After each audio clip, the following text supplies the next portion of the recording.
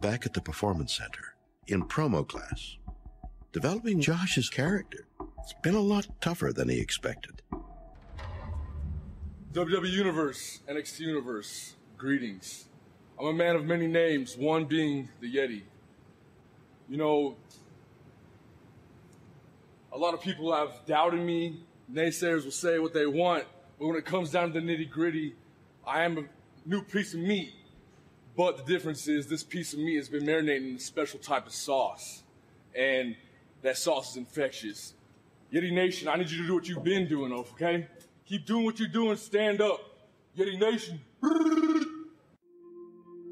Started off good. Okay. And then you sort of went I felt it still. You slip away. It's something to think about going forward. This is just an observation. Yeah.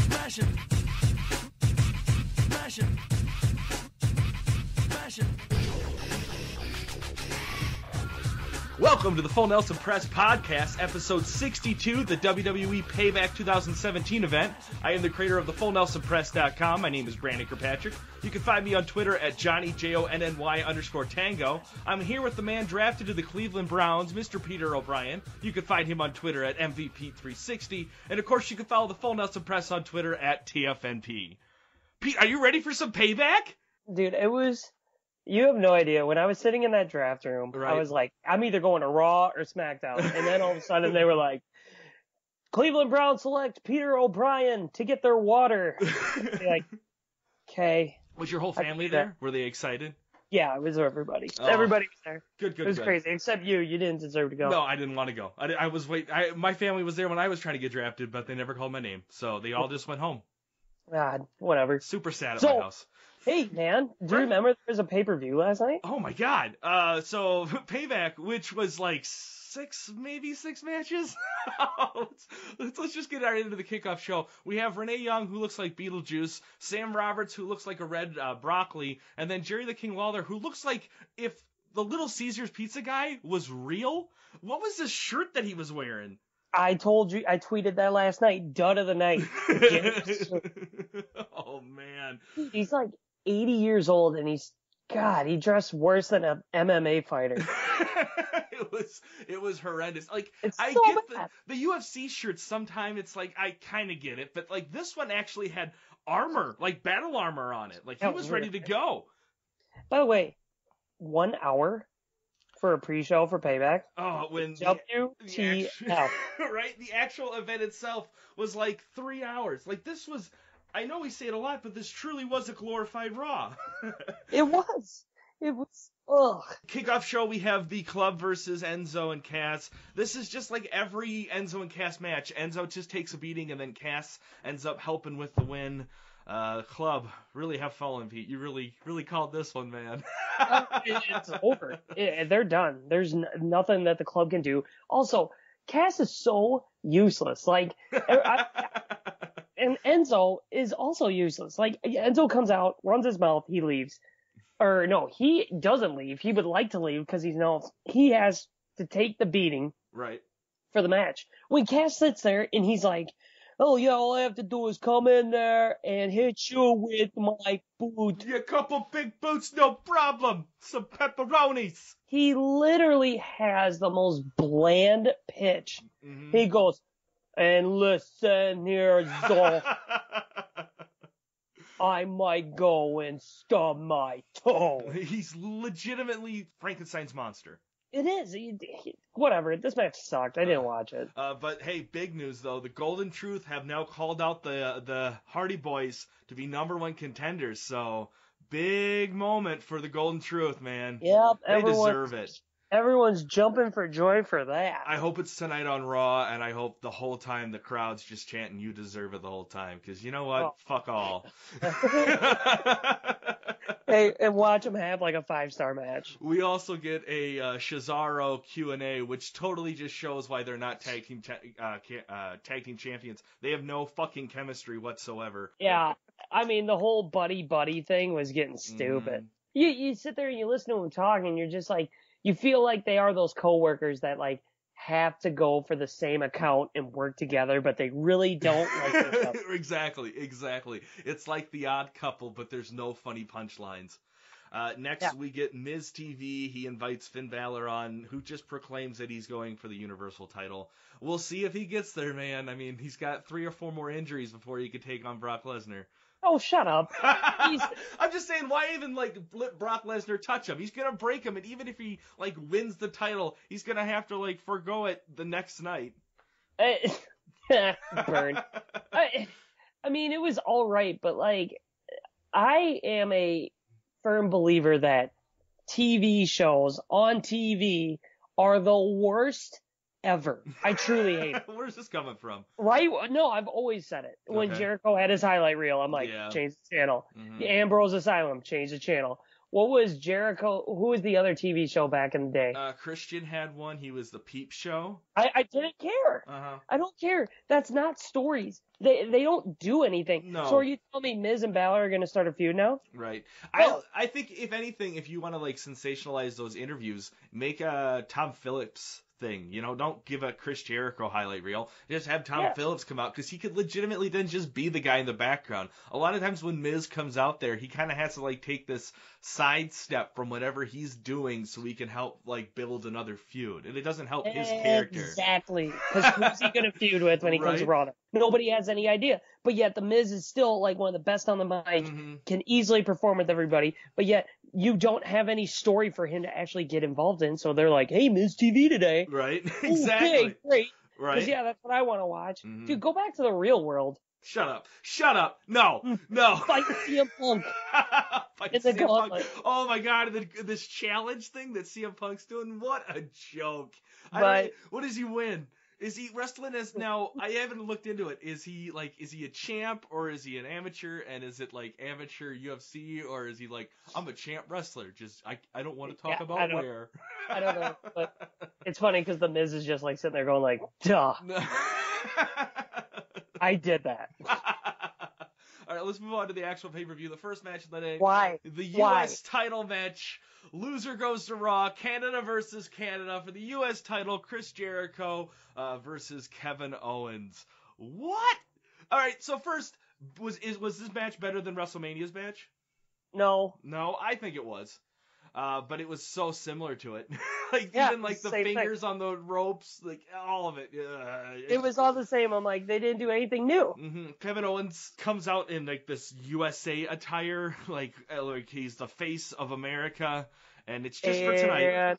Yep, that's it. And then he loses. Which is a good thing. I'm excited. That just means he's on Raw, separated from Sami Zayn. I felt like this is what they were gonna do. But why wouldn't you have? Why wouldn't? I mean, he could. I don't have words for this. This is so stupid. It's so stupid. Like, you literally have a guy who could easily glorify this damn belt. Right. Easily. He's coming out with the face of America. Like, killing it. Perfect. He's making the U.S. title worthy.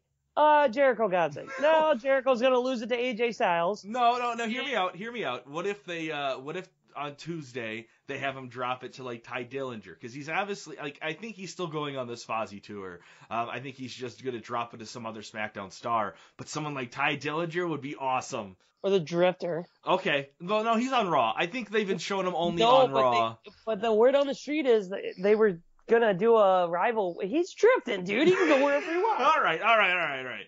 He doesn't know where he's at. He's been at TNA a couple days. He was like, Vince, I'm sorry, I'm lost. Where are you, Vince? Hello? Okay, I'm sorry. I'm at the wrong one, aren't I? All right. And then Lucha Underground, he falls down the stairs because he's like, why are the stairs so steep here? Drifting. All right. Kevin Owens taps which I think was like the most disheartening thing. I think is the only thing to that is, what does this mean for what's next for Kevin Owens on the Red brand? Where's he going? The Raw brand is such a mess. You have no idea. Oh, it is such a shit show right now. I don't know. I have no idea where they're going with anything.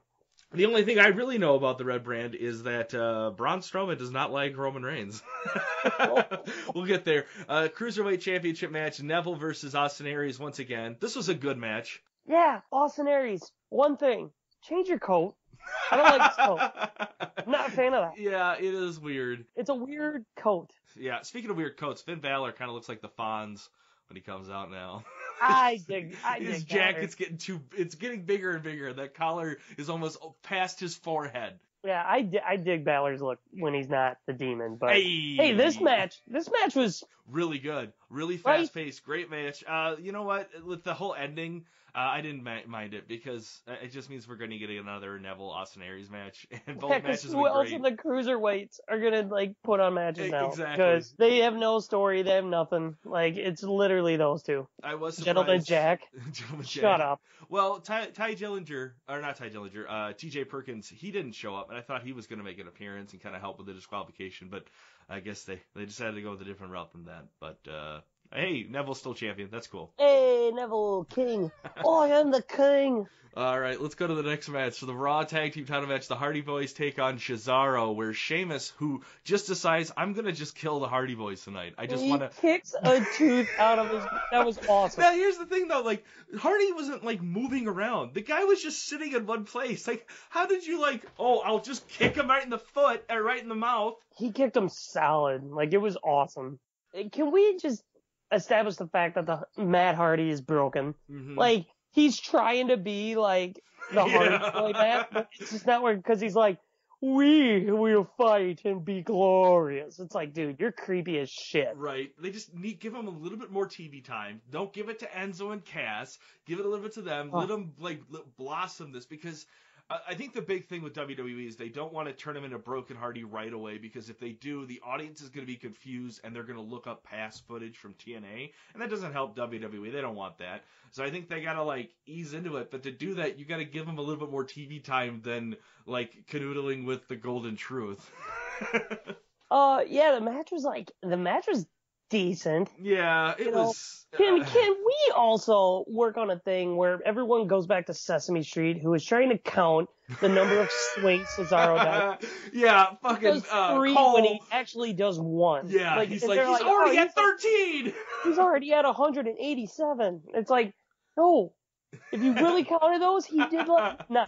Yeah, I know. It's weird. It's super weird that they just decide to do that way. So it's like 1, 2, 3, 4, 5, 6, and it's like, what? He's going too fast. You're gonna kill him. Obviously, everyone walked out when the count came on Sesame Street because they were like, we don't know. We don't care. Especially Michael Cole. Broken Matt, his face gets broken too. He starts bleeding, and I don't notice it till Cesaro's right in the neck headlock, and it just starts gushing out his forehead. But Hardy Boyz retain, and then we get a heel turn from Cesaro, which is heel turn, at least positive. I mean, great. Maybe they'll do more with this, because I think maybe the buddy thing isn't working because they're face. So now that they're both heel, I'm excited to see this. This will be nice. Yeah, I would have been better if they put one through a table. Oh, yeah. Yeah, especially because they're going to set up something with Extreme Rules. So hopefully we get something really cool with the Hardy Boyz at Extreme Rules. Sheamus and Cesaro, I think they have the potential to pull off a really good match with them. So hopefully all the planets are aligning. They're healed. They got Extreme Rules coming up. They can get the best match type. We could get a really good match next pay-per-view with these guys. Let's be real. We won't. No. I'm going to be positive. I'm going to be super positive about this. I hope I'm right. Nope. Fuck you. Nope. Just going to be good as the tattoo show on the network that's so good. That talks about Corey tattoos. His ink one. Ugh. All right, moving on. Let's go What to happened? the WWE Raw Women's title. Bayley defends her title against Little Miss Bliss. This was a very fun, fast-paced match. Let's just be real. Bliss is so much better. Oh my God, than what she people delivered. I don't think a lot of people we're looking at her she's not that good. She's short.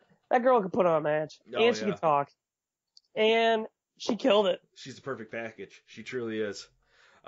She's now the Raw and SmackDown Women's Champion, first one to do that. Bayley loses it. A lot of people are angry about this, her losing it in her hometown, but you know what? Fine.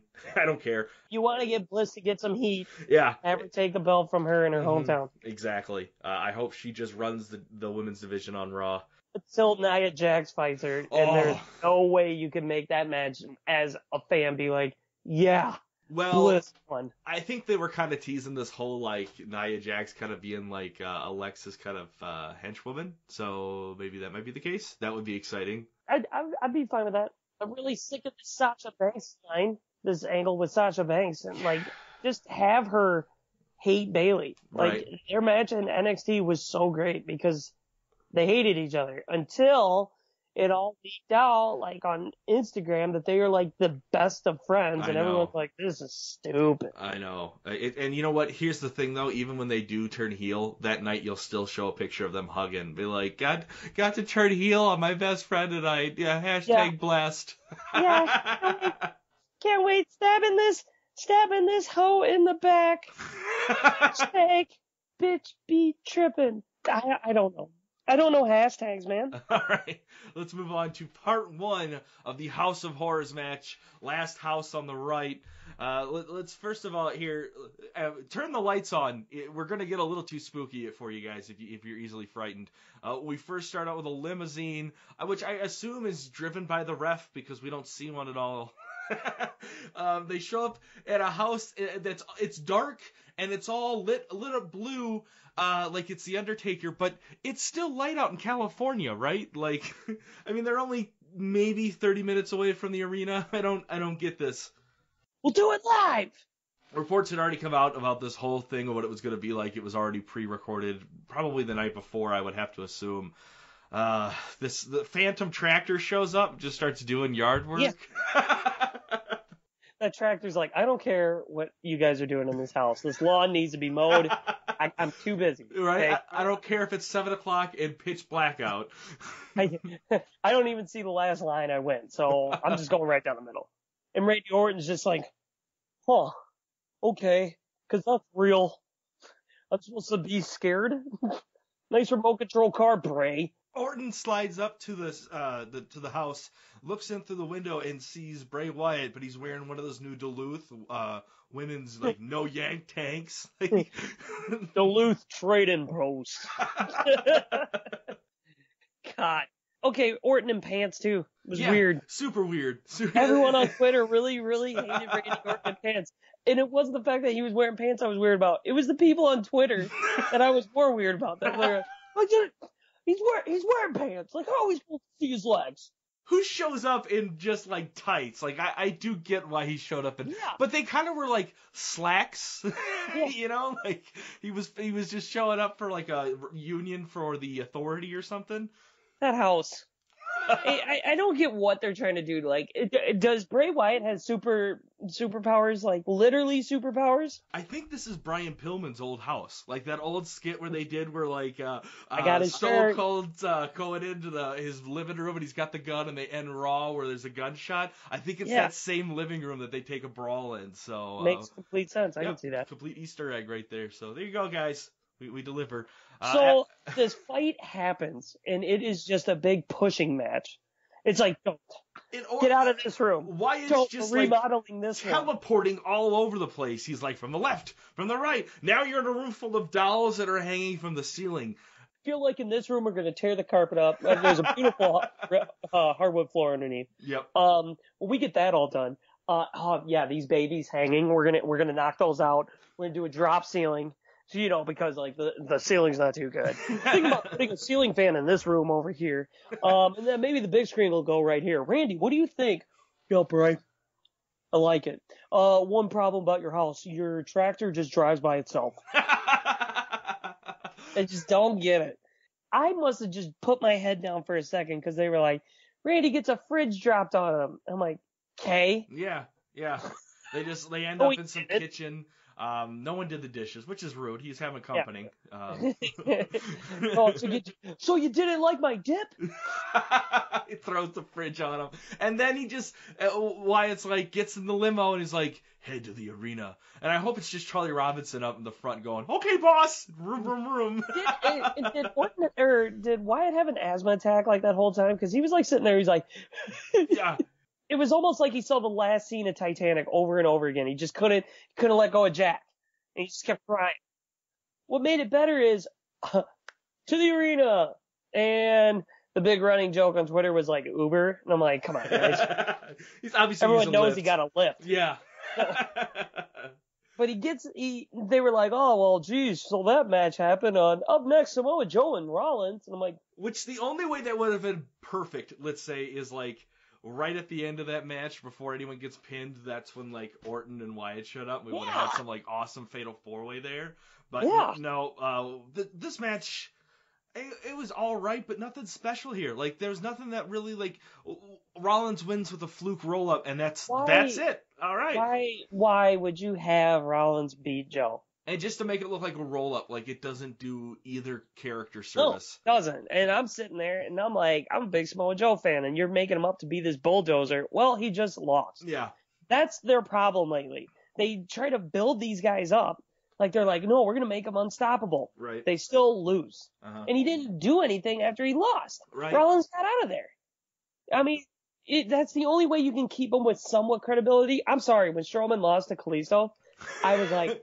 Right. But the other thing, like, we'll get to Roman here, but, like, Roman shows up and he's all injured and he's got, like, wraps all over his arm and stuff, and it's like, well, obviously he's losing tonight because they're gonna, like, well, because of that whole ambulance thing that happened is why he's taking this loss. Like, they're still so protective of Roman. You are in an ambulance and it tips over. You're not going to destroy. Like, you'll be fine. Right? You're just going to have a gurney land on you. If you are laying on a gurney and you're strapped down and Braun Strowman pushes over a gurney that you are not strapped down in, you're not going to get hurt. No. So, that match, like, Samoa Joe, they had him dominate, but then he loses. And I was just like, I don't even want to watch the end. Like, I have a feeling Strowman's going to lose. Exactly. Stupid. And then they go, oh, here's Bray Wyatt. And I'm like, oh, completely forgot about that. Yeah, so they show up. Because everyone knows House of Horror matches end in rings. Right, here's House of Horrors Part 2, Lit the Left One In. Orton decides to blow out the lantern because Bray Wyatt just shows up and does his full entrance. They do a tussle outside of the ring, and then the Bollywood brothers show up. How far away was the house? Because Bray Wyatt gets out of the car, and he's like, oh, my God. He didn't run this. Chipotle was just so brutal. Guys, I got to get to a bathroom. Like, he's stumbling. Mm-hmm. He's breathing hard. I'm like, What was he doing in the back of that limo? How did Orton just, like, open up the fridge? Like, he just slid through it? So, everyone's seen The Prestige, right? Yeah. Yeah.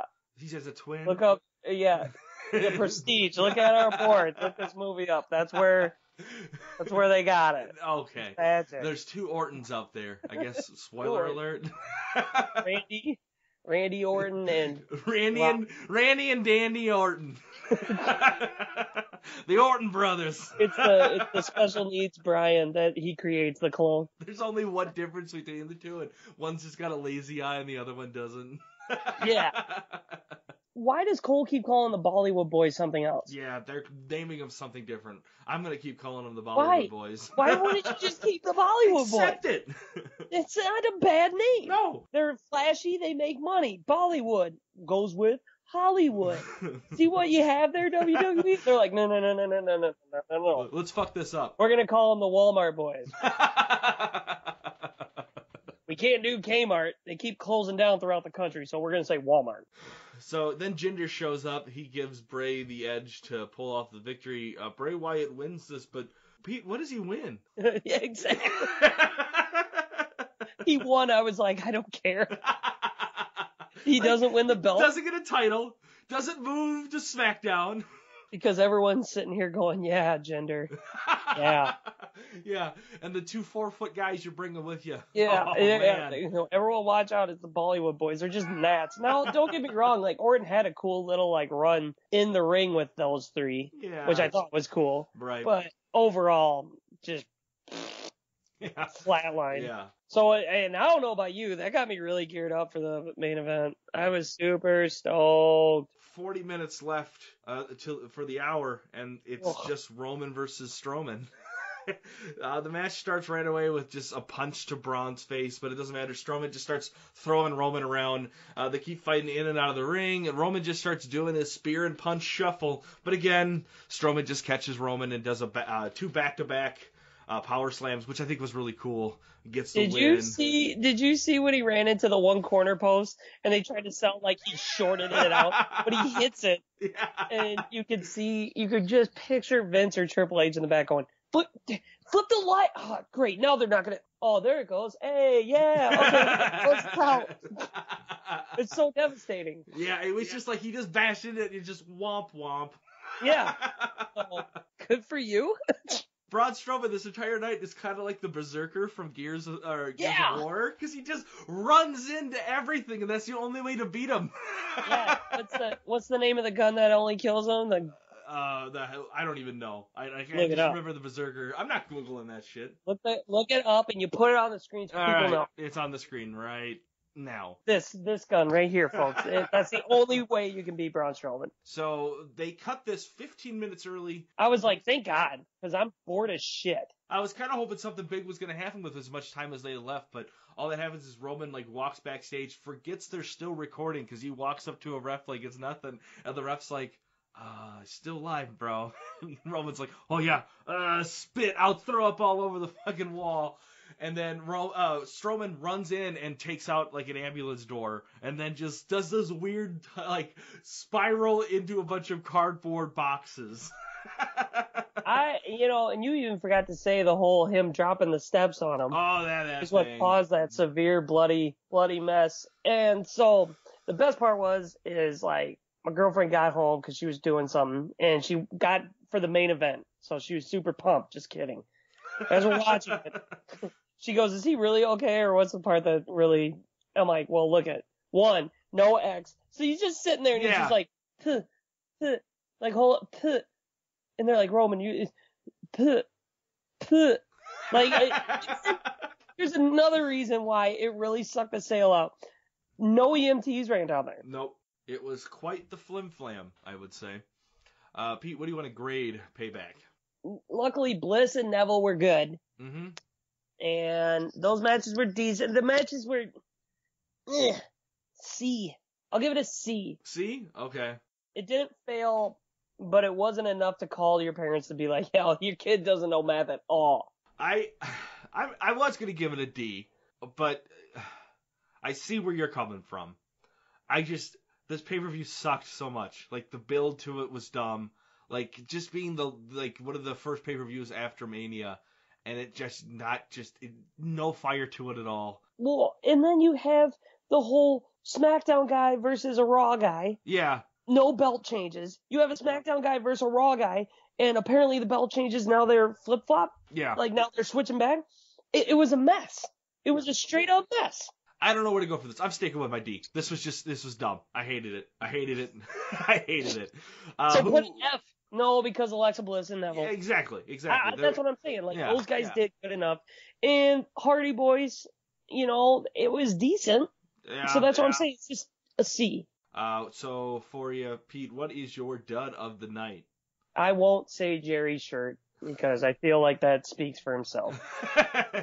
He knows what he did. It's gotta be that House of Horrors match. It was just a mess. Why would you have it out in the wilderness? Yeah. And then for some reason it's you have to win in a ring. Right when they said that, I'm like, that is stupid. Yeah. Just have it be out there. Right.